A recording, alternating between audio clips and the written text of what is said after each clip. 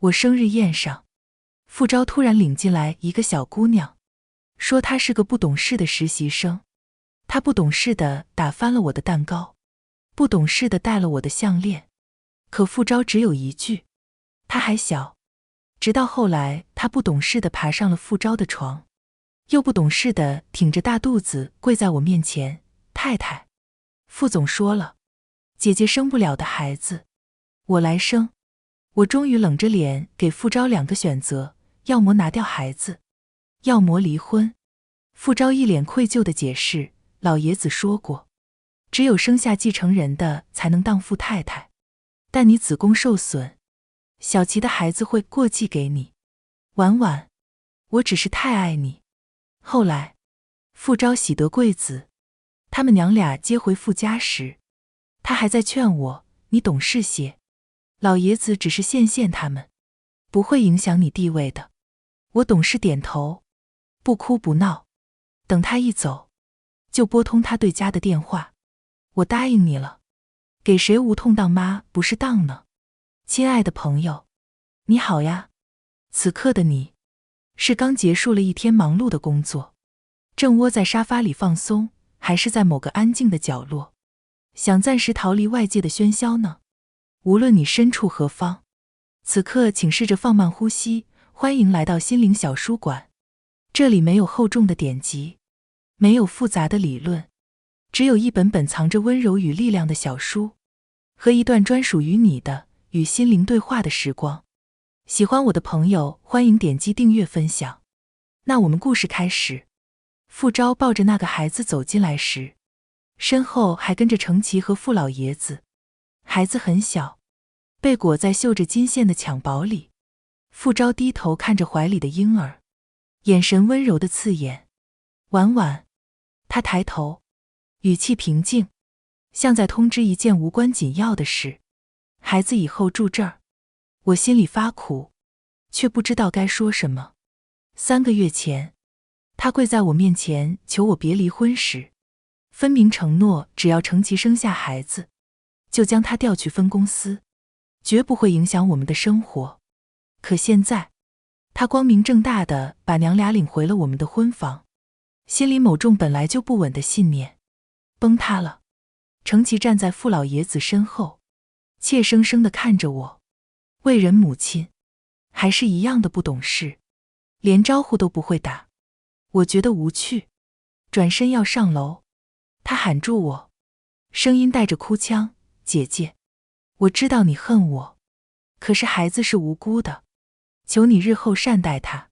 傅昭皱眉，侧身挡在他前面，语气带着责备，婉婉，你别吓着小琪。我冷笑，怎么光站着就成了恶人了？傅老爷子拄着拐杖走过来，拍了拍婴儿的脸蛋，笑得慈祥，这孩子长得像阿昭小时候，一看就是傅家的重。转头看我时，眼神冷下来，你生不了，总不能让我们傅家绝后吧？我垂眸，指甲狠狠陷进肉里，疼得发麻。傅昭终于看了我一眼，语气软了几分，婉婉，孩子需要母乳，等断奶了，我会安排程琦搬出去。我忽然想笑，明明是他自己承诺的事，现在怎么成了施舍的语气？正要说不必了，程琦打断道，傅总，快看，宝宝好像饿了。傅昭立刻转身，动作熟练地拖住孩子的头，低声哄着。我站在原地，十足的局外人。半夜，傅昭终于回房，身上带着淡淡的奶香和程琦的香水味。床垫陷下去的时候，我转身背对着他，他的手搭上我的腰。婉婉，别闹脾气了。我没动。他叹了口气，自顾自地说，爷爷年纪大了，就想要个重孙。之前我们不是都说好了吗？等孩子大一点就把他过继到你名下，你还是傅太太。我睁开眼，盯着黑暗里的某一点，轻声问，傅昭，你还记得我为石磨不能生吗？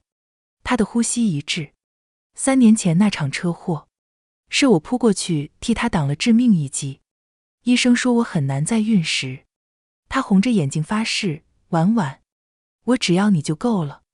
现在，他瞒着我让别的女人怀孕，又以过继未由让她顺利生产，最后带回了我们的家，美其名曰想给我一个孩子。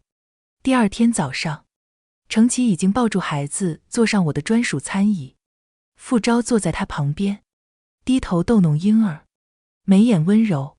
老爷子笑呵呵地说，这孩子真乖，一看就是有福气的。程琦羞涩地低头，爷爷，宝宝昨晚一直哭，傅总哄到半夜才睡。傅昭笑了笑，伸手揉了揉他的头发，原来一家三口其乐融融，是这般景象啊。我转身往楼上走，却听见老爷子不容反驳的声音，从今天起，就让程琦和孩子住主人房，我将在原地。别墅的房间再多再宽敞，而主人房只会有一个。傅昭猛地站起来，爷爷。老爷子却重重敲了下拐杖，怎么？你要为了个不会下蛋的女人，委屈我重孙？傅昭不说话了。程琦抱着孩子站在老爷子身后，嘴角却微微翘起。我早已无力反驳，转身回房，机械地收拾行李。傅昭忽然进来，一把按住我的手，婉婉，你别这样。我抬头看他，眼里毫无波澜。傅昭，我轻声说，我不走，难道我们4人挤一张床吗？他的脸色微微一滞，没有说话，抓着我的手却松了松。答案昭然若揭。我拎着行李箱下楼时，程琦抱着孩子站在客厅里，一脸抱歉的建议，姐姐，次卧那么大，也很舒服，莫必要搬走啊。他倒是想看贬妻为妾的戏码，只可惜我不想奉陪。不必了，祝你。我看了一眼他怀里的宝宝，意味深长道，和傅家的亲生骨肉，长命百岁。我故意咬中亲生2个字，看着他脸上虚伪的笑容僵了一瞬。他自然没有傅昭说的那么单纯无脑，至少在我面前，调整表情只是一瞬的事。姐姐别这么说，傅总心里还是最在乎你的。他话还没说完，我已经走到门口。屋漏偏逢连夜雨，婚姻破了洞，风雨也如期而至。我看着瓢泼大雨，站了好一会儿，傅昭也没有追出来，脸颊上的水，我竟分不清是泪还是雨。手机忽然亮起，傅昭隔着一扇门给我发了消息，婉婉，你不如从前懂事了，先去公司配的高管宿舍住，等你冷静下来，我再去接你。我笑了一声，从容地走进雨里，拦了的士离开。或许是因为早就做好了规划，对于傅昭全心投入去当奶爸的事，我已经没有太多感触。断联了2天后，我回别墅拿自己落下的东西。程琦坐在客厅里，身上穿着我的真丝睡袍，姐姐回来了。他轻拍着怀里的孩子，宝贝似的炫耀着。我径直上楼，不想和他多说一句话，可推开卧室门的瞬间，情绪还是被击溃了。床单换了他喜欢的茶色，梳妆台上也摆满了不属于我的护肤品，衣柜里那些陪他出席过大大小小会议的礼服被胡乱塞在角落，取而代之的是程琦的衣裙，连床头挂着的婚纱照也换成了他们的全家福。傅昭抱着孩子，女人依偎在他肩头，笑得幸福又刺眼。我咬紧了下唇，抽着气让自己不要眼酸。那一刻我才知道，告别一段感情，原来也不需要那样歇斯底里。平静下来后，我走进密室，取出了我妈的骨灰盒。下楼时，听见程琦在打电话，傅总，宝宝想你了。他声音甜得发腻。姐姐回来拿东西了，我和宝宝会好好和他相处的。我冷笑一声，住了3天，比我这个结婚3年的妻子还有女主人风范，难怪能上位。往外走时，程琪突然叫住我，姐姐，随即小跑过来，把怀里的孩子往我面前一递，笑容无辜道，你要不要抱抱宝宝，提前适应一下当妈妈的感觉。虽然稚子无辜，可看着这婚姻的末点，我胃里一阵翻涌。不用了，我转身就走，身后的他不知怎地，突然踉跄了一下，尖叫着往后倒去。啊！我下意识转身，伸手去拉，他却故意用肩膀撞开了我手上的骨灰盒，陶瓷盒砸在大理石地面上，砰的一声裂成两半，灰白的骨灰洒了一地。我僵在原地，却听见身后传来一声暴喝，婉婉，你干什么？傅昭冲进来，一把推开我，紧张地扶住程琪，没事吧？程琪红着眼眶摇头，没事，还好我护住了宝宝。傅总，的确是我鸠占鹊巢，姐姐推我撒气也是应该。傅昭转头看我，眼神复杂，鸠占鹊巢。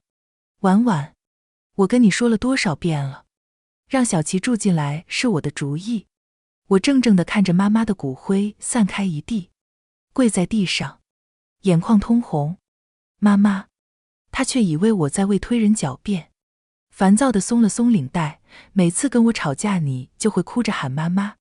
有没有想过，岳母在天之灵也希望当好一个家的主母？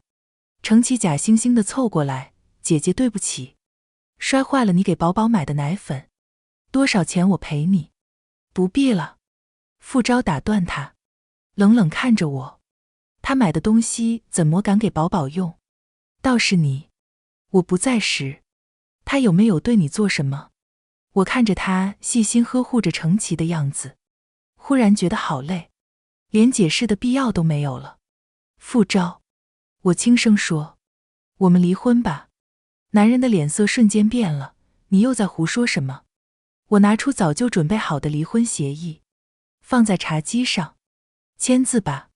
我说，你早就做出选择了。他猛地抓住我的手腕，我说过了，我和小琪之间不是你想的那样，我爱的是你。看他焦急的样子，忽然觉得很可笑。那你现在让他搬出去。我一字一句地说，立刻，马上。他僵住了，程琪的哭声适时响起，傅总，不要和姐姐吵了，宝宝刚刚受到惊吓，吐奶了。傅昭松开我的手，婉婉，你气我可以，但你不该推一个抱着孩子的女人。他的责备像一把钝刀，残忍地剖开我最后一丝期待。我看着转身往程琪那边跑的背影，终于不得不承认，在傅昭心里，我永远排在那对母子后面。站在马路边上，我忽然想起结婚那天，傅昭在神父面前发誓，这辈子只爱你一个人。现在想想，他这一辈子可真短。手机震动，是傅昭发来的消息，只要你别再胡闹，傅太太永远是你。我笑了笑，把他的所有联系方式拉进了黑名单。永远，从他瞒着我，让程琪怀孕那一刻起，我们就再也没有永远了。离开海城前，我去公司办了离职交接，看着自己和傅昭从零到一经营起来的公司，内心的不舍像潮水一样涌上来。但我知道，这里已经容不下我了。玻璃墙上还贴着我们一起写的永不言弃，茶水间里还放着我们创业时用过的咖啡机。可现在，他的世界里有了更重要的东西，那个孩子，那个女人，那个所谓的家。助理红着眼睛帮我收拾办公室，江总，虽然副总希望您在家享福，可您真要走，我还真舍不得呢。离职的事，副总知道了。最后的语气是试探，他也知道，自从傅昭身边多了个实习生助理后，傅家早已鸡犬不宁，自然是说清楚了。我把最后一份档塞进纸箱，起身的瞬间，眼前突然发黑，我下意识扶住桌子。李助理惊呼，江总，你脸色怎么这么差？医院的灯光总是令人不适。我一睁开眼，李助理就凑上来，脸上带着掩不住的喜色。江总，您怀孕了，已经6周了。我猛地僵住，手指不自觉地抚上小腹。这里有一个孩子，一个在我决定离开时突然到来的孩子。李助理还在兴奋地说着什么，我的耳朵却嗡嗡作响。傅昭知道吗？他会为了这个孩子。手机突然震动，荧幕上跳动着傅昭的名字，我颤抖着接起来，还没开口，就听见他暴怒的吼声：婉婉，你为什么要这么做？我愣住，什么？程琦在婴儿床板下发现了人偶，他的声音冷得像冰，上面还扎着针，写着孩子的生辰8字。我笑出了声，原来如此。他打电话来，不是为了关心晕倒的我，而是为了兴师问罪。傅昭，我平静地说，你记得今天是什么日子吗？电话那头沉默了一瞬。3年前的今天，你出车祸，我为了护住你。我的声音很轻，医生说我这辈子都不可能怀孕了，可现在我已经……电话那头传来东西摔碎的声音，掩盖住我说的那句怀孕了。那边的傅昭跑去安慰身边的人，好了好了，不哭，我会给你和宝宝一个交代的。随后才问了一句，你刚刚说什么？我没听清。我忽然觉得没有说的必要了，直接挂断电话。李助理，我轻声说，我怀孕的事先不要告诉任何人。他震惊地看着我，可是傅总，尤其是傅昭。我摸着平坦的小腹，眼泪终于掉下来。这个孩子和他没关系了。窗外的夕阳像血一样红，像是3年前的傅昭，抱着浑身是血的我哭喊，婉婉，没有孩子没关系，但我不能失去你。现在他把孩子和我都推开了。我刚能撑着坐起身，病房的门就被人猛地踹开。傅老爷子拄着檀木拐杖走进来，身后跟着2个保镖。江婉婉，拐杖重重砸在我的病床栏杆上。你这个毒妇，现在孩子进了 ICU， 你满意了？我止不住发笑。和傅昭创业吃苦时，他亲切地唤我孙媳妇，如今有人给他生了重孙了，我变成了毒妇了。我声音嘶哑，孩子住进 ICU， 您应该去手术室门口守着。老人气得将拐杖挥过来，狠狠抽在我挂着点滴的手背上，针头被扯开，血珠顺着手背滚下来。还装？他怒道，我找大师算了，就是你那个诅咒玩偶害的，现在孩子肺里全是血。你……话没说完，他险些背过气去，保镖立马扶住他。我望着这个发疯的老人，只觉得悲哀。他不知道，我肚子里的孩子才是他唯一的重孙。我荒谬地看着他，您觉得我会诅咒一个婴儿？傅昭就站在老爷子身后，可他没打算说话。别再狡辩了。傅老爷子喘着粗气直起身。大师说了，这个叫做主母咒，要解这个咒，就得把下咒的主母头发剃光。他没有给我消化这荒唐话的时间，就朝保镖使了个眼色，按住他。我虚弱如斯，哪里还需要人按？可我还是看向了他身后的那个背影，忽然很想知道，傅昭这一次会选谁？保镖拿出剪子时，傅昭终于动了，他往后退了一步，就这一步，让我笑出了眼泪。他避开我的目光，声音发颤，婉婉，就当是为了孩子。我的心彻底冷下去。剃刀贴上头皮时，我笑道，你还记得3年前我头部受伤剃光头的时候吗？刀锋已经划开第一缕发丝，黑发无声地飘落在惨白的床单上。那时候我嫌自己丑，躲在病房里3个月不肯见你。你在门外守了3个月，每天隔着门说，傅昭的身体突然剧烈一颤，说：“等我的头发长出来，要天天给我梳头，给我买最好的护发精油，一根白头发都不许我长。”记忆像潮水般涌来，我们怎会莫相爱？那时候他每天捧着各种生发食谱，变着花样给我养护的秀发。现在，他们用一个莫须有的罪名，就这样替了。傅昭突然冲过来，抓住保镖的手，声音嘶哑：“住手！可已经晚了。”悲痛之下，温热的液体顺着大腿往下流，低头看见血珠正一颗颗砸在地上。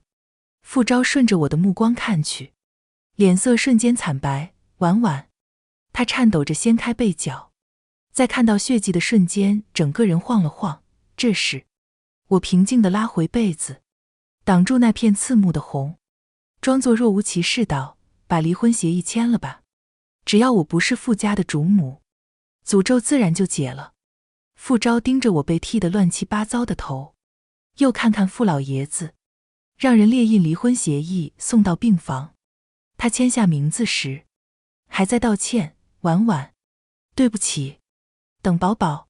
还没说完，他的手机疯狂震动起来，程琦的哭喊声刺破空气：“傅总，宝宝转普通病房了，但还是有点问题，你快到第一医院来。”我对他笑了笑：“去吧，孩子在等你。”傅昭看了我一眼：“婉婉。”他伸手想碰我的脸，却在半空停住：“我很快回来，你等我。”我望着他跌跌撞撞跑出去的背影，轻轻摸了摸肚子。监护仪突然发出警报，血压数字急速下跌。护士惊慌地冲进来时，我对他笑笑：“能帮我拿顶帽子吗？”他吓坏了。在陷入黑暗前的最后一刻，我仿佛听见很远的地方，傅昭在喊我的名字。可这次，我不想再应了。一时错落间，我好像被一双有力的大手腾空抱起。那人焦急地喊着：“医生，快救救他！”被推进手术室时，我听见医生说：“孩子保不住了。”眼泪顺着眼角砸在手术台上。这个孩子，是我偷偷期待的奇迹。在医生宣布我几乎不可能自然受孕后，他来的那么突然，又那么珍贵。可现在，没了。再次醒来时，我躺在一张陌生的天鹅绒大床上。这不是家里，也不是医院。我猛地坐起身，腹部传来撕裂般的疼痛。“别动！”低沉的男声从角落传来。我惊恐地转头，看见一个修长身影从阴影里走出。许明，那个曾和我与傅昭的公司斗得你死我活的竞争对手。后来他把事业重心逐渐移出海城，去了京圈发展。虽然他曾与我示好过，但我一直觉得他居心不良，并没有给他好脸色。那次傅昭的小助理挺着大肚子闹到我面前时，我一气之下答应给他那个3岁的儿子当后妈，但当时只是一时冲动，心想着傅昭有人生孩子，那我也去找个有孩子的。刚好认识的人里，只有他离异带娃，确切地说，他没结过婚，孩子是谁生的都不知道，是无痛当妈的最佳伴侣，不会像傅昭口口声声说爱我，说只要孩子，可孩子妈妈掉一滴泪，就能让他乱了分寸。想起我们的约定了，许明提醒了一句，我干咳一声，谁能想到，有一天，我会这样脆弱不堪地躺在他面前，像只随时可以捏死的蚂蚁。他将手里的药碗递过来，喝掉。我下意识往后缩，却被他一把扣住手腕。婉婉，他忽然笑了，你到底是怕我，还是怕药苦？我挣扎着起身，我怎么会在这里？许明二话不说，打横把我抱起来。我惊呼一声，下意识抓住他的衣领。医生让你静养，不要下床，我带你去看个东西。他抱着我大步走向落地窗，拉开窗帘。楼下花园里，一个穿着小熊连体衣的小男孩正在追蝴蝶，阳光照在他卷卷的头发上，笑起来露出2个小酒窝。我的心脏突然狠狠一疼。那是我儿子。许明的声音突然沙哑，今年3岁零4个月。我怔怔地看着那个孩子，莫名的熟悉感涌上心头。许明突然把我转过来，直视我的眼睛，婉婉，你真的不记得了吗？他的瞳孔像极了楼下那个孩子的眼睛。我的头突然剧痛起来，破碎的画面闪过，产房里撕心裂肺的哭喊，襁褓中婴儿的小手，还有啊！我抱住头，冷汗瞬间浸透后背。许明立刻把我放回床上，按了床头的铃。医生匆匆赶来，在陷入黑暗前的最后1秒，我看见许明拿着我的检查报告，脸色阴沉的可怕。他对着电话说，查清楚婉婉平日里到底通过什么管道吸入了麝香酮。孩子确定无恙后，傅昭第一时间让律师撤销了离婚申请。可当他迫不及待想告诉婉婉不用离婚时，却发现他的电话已成空号，微信跳出刺眼的红色感叹号。他惯性地朝主卧走去。婉婉，你怎么？忽然想起，属于他们夫妻的卧室早已没有他的身影。他扭头问张嫂，太太这几天没有回来岳母上香吗？副总，程小姐住进来后，夫人回来过1次，然后就再没回来过。张嫂小心翼翼地说着，回来过1次。她想起了婉婉把抱着孩子的程琦推倒那1次，虽然她心里有气也正常，可此举只会让她还是觉得她太小家子气。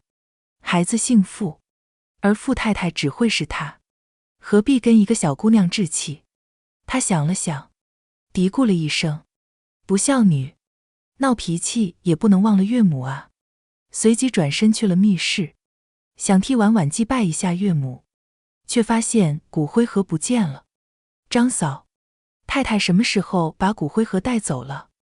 张嫂微微一愣，先生，您忘了那次太太回来时，程小姐把太太母亲的骨灰盒撞倒了么？什么？那不是她买给孩子的奶粉吗？傅昭的声音戛然而止，像是被人猛地掐住了喉咙。记忆突然清晰的可怕。那天满地狼藉的灰白色粉末，婉婉跪在地上颤抖的双手，她的膝盖突然发软，扶住墙壁才没跪下去。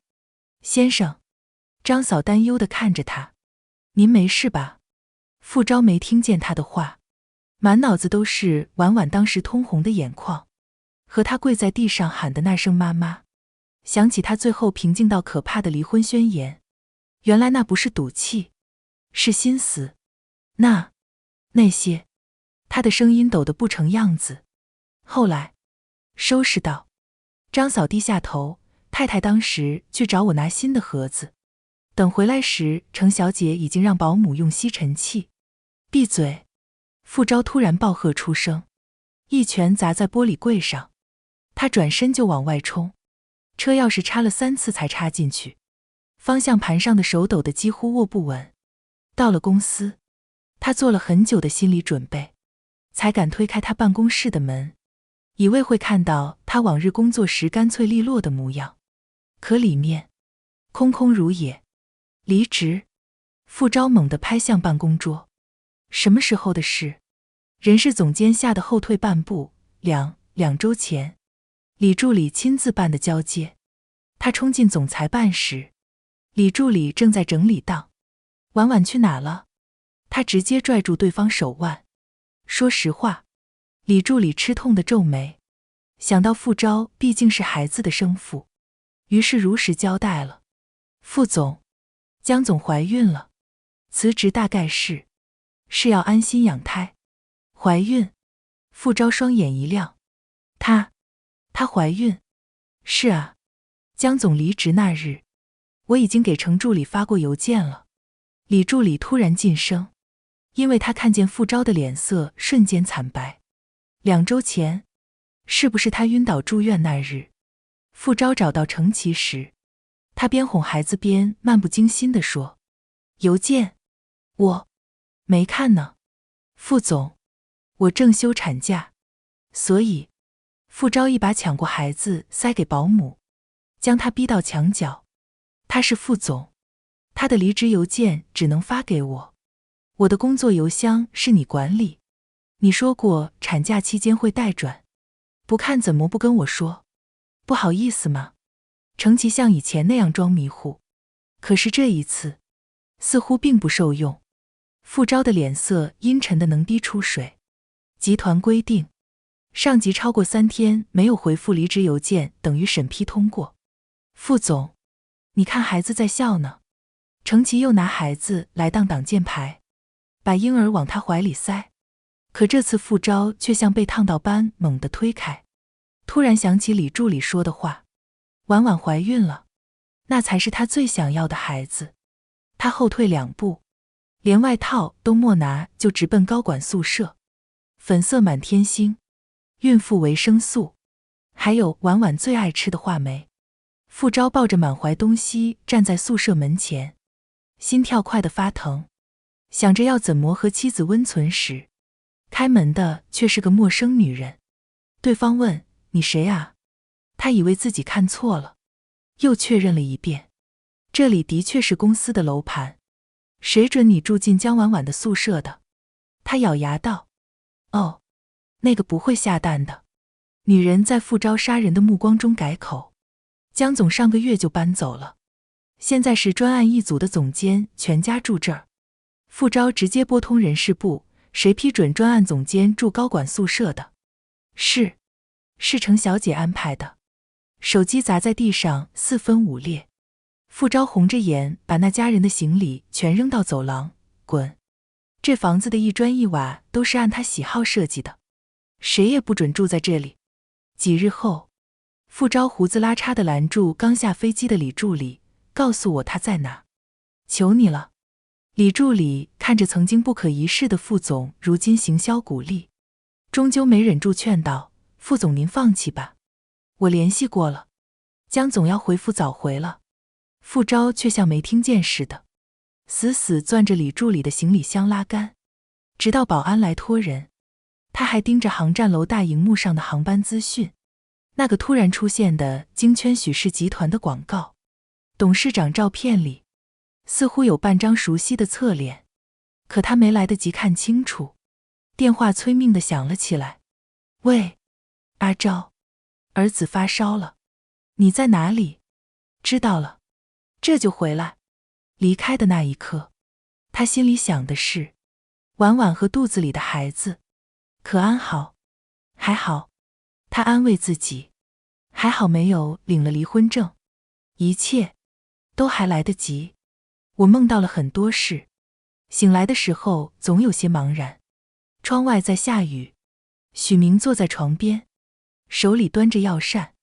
见我醒了，他舀起一勺吹了吹，当归乌鸡汤，补气血的。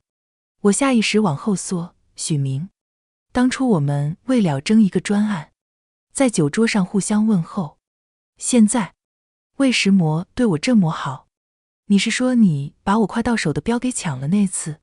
他放下碗：“你不知道，我从来不用喝酒拿专案，因为酒精过敏，替你挡了几杯，就去打急救针了。”我微微一愣，记忆像被水泡发一样膨胀起来，这才发现，自那次之后，2个公司之间似乎达成了一种诡异的和谐。后来那个山海的专案，他忽然笑了：“还是我们2家一起做成的。”“是啊，然后你们公司总部就搬去京城。”许明微微一笑：“婉婉。”他轻声说：“我们之间从来不是你死我活。”我怔住了，手机突然震动，又是李助理发来询问我下落的消息。我摸着自己平坦的小腹，眼泪又红了，终于回了一句：“莫失踪，不用担心。”一打开朋友圈就看到程琦的新状态，他只发了一张图，却足以让我蓄满的泪水收不住。照片里，傅昭抱着那个孩子站在别墅花园，程启搂着他的手臂。许明突然抽走我的手机，别看了。他沉着脸抹掉我的泪水，却怎抹也抹不完。许明，我哽咽着说，昏迷的时候，我听到你跟医生说的话了。什么？是因为我长期摄入麝香酮，怀上这一胎才会不稳，流产后伤了根本，以后不能再怀了。婉婉，没关系的。我之前说给你儿子当后妈的话，只是一时冲动，我努力的扯唇，为了气傅昭而已，你不要当真。话音刚落，他便握住我冰凉的手。当年我退出海城，是以为你很幸福。他好听的嗓音混着雨声砸进我心里，如果我早知道他会这样对你。门外突然传来咚咚咚的跑步声，接着是奶声奶气的呼唤，爸爸。我的小汽车卡在沙发下面了。小男孩探头进来，看到我时突然愣住，我的太阳穴猛地刺痛。妈妈。小男孩突然歪着头叫我。许明一把抱起孩子，声音发颤，朗朗。这是我认的。孩子兴奋地指着床头柜上的照片，爸爸天天看的，是生我的妈妈。我这才发现，相框里是穿着病号服的我，怀里抱着刚出生的婴儿，笑得那么幸福。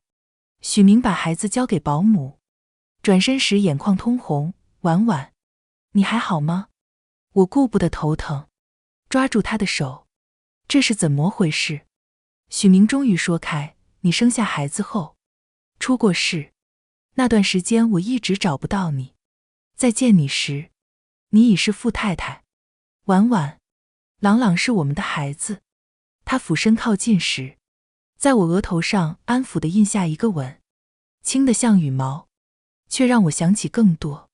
他教我骑自行车时护在我身后的手臂，我们第一次创业失败后分吃的泡面，还有验孕棒上2道杠时，他抱着我转圈撞到吊灯。想起来了吗？没有也没关系，慢慢来。许明的拇指擦过我的眼角。3个月后，海城落地新的分公司。之前许明为了我，主动避让海城的业务，如今我一切都放下了，终于能大干一场，特意举办了开业酒会。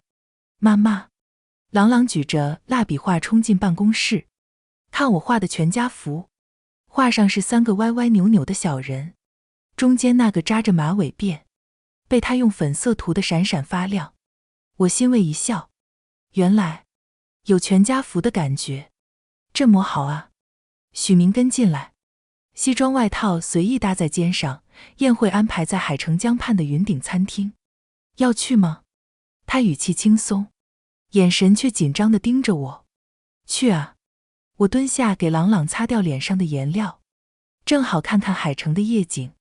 许明突然从背后抱住我，婉婉，如果这次回去，你见到傅昭，许总，顶层观景台都安排妥了。他的兄弟兼助理赵刚闯进来，瞥见我的表情，突然结巴起来。那什么，烟花表演绝对比当年。许明重重咳嗽一声，他立刻把后半句话咽了回去，讪讪地摸了摸鼻子，尴尬地挠头。那啥，我待会儿再来。许明松开我，没事，正好说说流程。哎呀，流程有啥好说的？赵刚大大咧咧道，要我说许总就是太怂。当年要不是您，赵刚。许明警告地瞪他一眼。得，我不说。赵刚冲我挤眼睛，嫂子你是不知道，当年你失踪后，许总差点把海城翻个底朝天，后来发现你在傅昭那儿过得挺好，这傻子就……许明一把拽起他往外推。门关上后，许明转身看我，耳尖微红。婉婉，我走过去，踮脚吻住他的唇，他的眼眶瞬间红了。这是我第一次回应他。宴会上，我正和海城分公司负责人碰杯，忽然听见露台方向传来熟悉的笑声。程琦穿着镶钻礼服，怀里抱着孩子，而傅昭正在给他披外套。晦气！赵刚立刻挡在我前面，我这就让人换个包厢。太迟了，傅昭已经看见了我，他手里的酒杯啪地摔在大理石地面上，下一秒竟然直接跨过露台栏杆跳了过来。傅总，当心！众人惊呼声中，他险些掉下万丈高楼，眼睛却执拗地看着我的方向。婉婉，他终于站在我面前，眼睛红得可怕。真的是你！许明立刻将我护在身后，傅昭却像没看见他似的，直直盯着我，跟我回家。孩子不需要喝母乳了，以后你就是他妈妈，好不好？他的声音沙哑得不成样子，伸手要来抓我手腕，我轻轻避开。就在这一刻，妈妈，朗朗的声音从包厢传来，我的小熊找不到了。傅昭的手僵在半空，看向跑来的小男孩。许明突然握住我的手，十指相扣。傅总，介绍一下，这是我太太和儿子。傅昭踉跄着后退2步，不可能，这不可能。婉婉，你怎么可以让别人的孩子叫你妈妈？我静静地看着他，突然觉得他脑子有坑。傅昭，我轻笑道，你抱着别的女人的孩子，让我当他的母亲时，怎么不觉得有问题？他的瞳孔骤缩，说不出话。难道我将婉婉就只能认你傅昭的血脉当孩子？傅昭的目光落在我和许明交叠的手上，突然发了疯似的冲上来。婉婉，你听我解释，如果你不想要那个孩子，我们可以……他想到什么似的，目光忽然落在我平坦的小腹上，瞳孔剧烈收缩。我们的孩子呢？他声音发抖，手指无意识地蜷缩。婉婉，你不是怀孕了吗？我静静地看着他，忽然笑了。傅总现在才想起来问，在医院那次，我的被单还不够红吗？傅昭像是突然想起什么可怕的画面，脸色瞬间惨白如纸。当时他的喉结滚动，声音嘶哑的不成调，你流血是因为流产。我平静地吐出这2个字。傅昭像被捅了一刀，整个人晃了晃，差点跪倒在地。他机械地摇着头。我当时也有想过，可医生说你再也不能。是啊，医生说我这辈子都自然受孕的机会接近0。我轻笑一声，所以这个孩子本来就是个奇迹。傅昭的呼吸越来越急促，突然抓住自己的头发。那天你为什么不告诉我？告诉你。我的声音终于染上一丝颤抖。告诉你之后呢？你会为了我们的孩子，放弃 ICU 里那个吗？他的表情告诉我，他想起自己当时的选择了。在我说出签离婚协议，诅咒就解了之后，他毫不犹豫地签了字，头也不回地奔向他最爱的孩子和女人。对了，我突然想起一些东西。你知道我为什么流产吗？傅昭茫然地抬头，眼睛里全是血丝。本来被按住替发售的刺激还不至于。我慢慢凑近他，轻声道，主要是因为我长期摄入麝香酮导致胎儿不稳，就是你书房里程琦送的那盒安神香，这或许是你这辈子唯一的孩子了。我说完，意味深长地看了他一眼，或许是想起自己还是纨绔的富二代时，早就喝酒喝坏了身体。傅昭的脸色瞬间灰败，像是被人抽走了灵魂。这3个月，他悲痛道，你知不知道我找遍了整个海城，你为什么不把真相告诉我，让我为你做主？许明突然冷笑一声，傅总现在装什么深情？当初婉婉流血不止的时候，你不是忙着陪别的女人和孩子吗？你知不知道她险些丢了性命？傅昭闻言，整个人都碎了。如果再给我一次机会，我可不会再给你机会。你不珍惜婉婉，她自然有人宠。好心提醒你一句，负责你孩子接生和手术的那位刘医生，包养过程琦。傅昭猛地抬头，像是被雷劈中，想起那个孩子出生时，刘医生殷勤地递来的 DNA 报告。每次体检时，程琦坚持要去那家私立医院，甚至那次所谓的诅咒，也是刘医生向傅老爷子引荐的大师。不可能，他机械地摇着头，却想起更多可疑的细节。孩子长得不像他，程琦总以各种理由不让他单独带孩子做检查。阿昭，程琦尖叫着扑过来，你别听他胡说。傅昭突然一把掐住他的手腕，力道大的几乎要捏碎骨头。上周，你为什么非要带他去刘医生那里打疫苗？程琦的脸色刷得变了，因为刘医生是儿科专家。傅昭的声音冷得像冰。那至于在诊室里待40分钟吗？程琦浑身发抖，怀里的孩子突然哇哇大哭起来。许明适时地递来一张名片，这是海城最好的亲子鉴定中心，24小时出结果，报我名字打8折。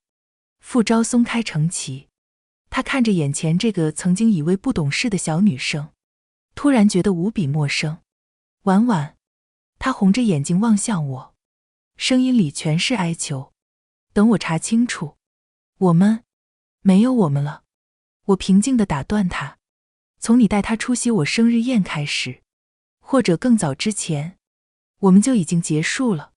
转身时，身后传来重物倒地的闷响，和程琦歇斯底里的尖叫。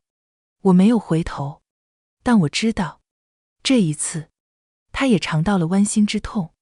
3天后，傅昭浑身酒气地堵在许宅门口。婉婉，他举起亲子鉴定报告，上面的排除生物学父亲几个字刺眼的可笑。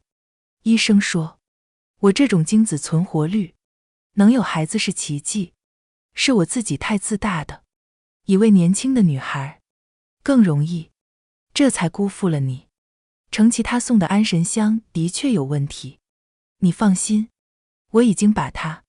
他顿住，眼里忽然燃起一束光。婉婉，既然我们都不能生了，我们就好好当一对丁克夫妻吧。婉婉，他跪了下来，如果哪天你觉得孤单了，我们就去领养，怎样都行。许明挡在我前面，不必了。傅总，我们婉婉能生。你闭嘴。傅昭突然抱起，却在看到朗朗从屋里跑出来时僵住。阳光照在孩子的酒窝上，他惊觉那眉眼像极了我。我儿子。我摸摸朗朗的头。亲的。傅昭的表情瞬间凝固，死死盯着朗朗的脸。这孩子多大？许明轻笑一声，慢条斯理地整理袖口，快4岁了。他意味深长地补充，正好是婉婉出车祸那年出生的。傅昭想起什么，忽然跪倒在地，呕出一口鲜血。出车祸那年，我生下朗朗3个月，我妈因病去世。作为唯一的女儿，我去海城替她办理丧事，期间认识了家族没落的傅昭，我们谈起了创业。而后我准备回京城时，替傅昭挡了车祸，伤了脑子，失去了部分记忆，对许明的爱意全部转移到傅昭身上，对他依赖至极。我说不清是失去了那些记忆，或许是最珍贵的，又或许是最不想记起的。医生说并不影响生活，我们便莫太在意。大受刺激的傅昭被撵走后，几次提出要限我，我只提了一个条件，他同意去扯离婚证我就见他。最后，他终于答应。民政局门口，傅昭死死攥着离婚证。婉婉，我们真的。妈妈。朗朗举着双麒麟跑来，身后跟着拿纸巾的许明。傅昭看着我们其乐融融的样子，眼睛红了又红，终于转身走向警车，那里站着等他的远警。听说程琦在病床上挨了18刀，刀刀避开要害，但最后因为失血过多，不治身亡。那个刘医生被吊销行医资格后不知去向。他和程琦的那个孩子被刘医生的妻子抱走了，据说第2天就没了。傅昭在监狱收到我们婚礼请柬那天，用头撞墙直到血肉模糊。狱警发现时，他正对着墙傻笑，嘴里反复念叨：婉婉，回家吧，我不要宝宝了，我要你。今天的心灵小书馆到这里就要和大家说再见了，记得把这份温暖也分享给身边需要的人。喜欢我的朋友欢迎点击订阅分享，让更多人能在文字里找到慰藉。下一期心灵小书馆，我们会带着新的温暖文字与你相遇，不见不散呀，亲爱的朋友。